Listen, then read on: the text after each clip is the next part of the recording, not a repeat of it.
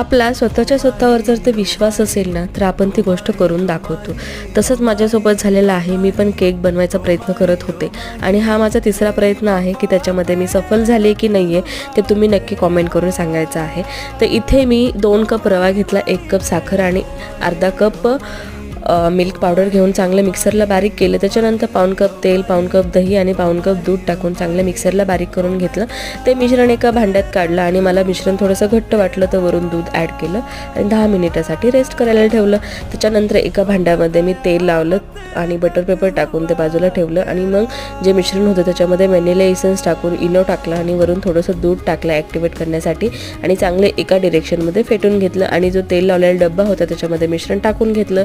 Preheat भांड्यामध्ये मी 50 मिनिटासाठी ठेवलं होतं आणि चांगला फुलून केक आलेला आहे आणि वरून स्ट्रॉबेरीही टाकली होती डेकोरेशनसाठी. तर कसा वाटला केक नक्की कॉमेंट करून सांगा. मी तुमच्या कॉमेंटची वाट पाहत आहे आणि या खायला.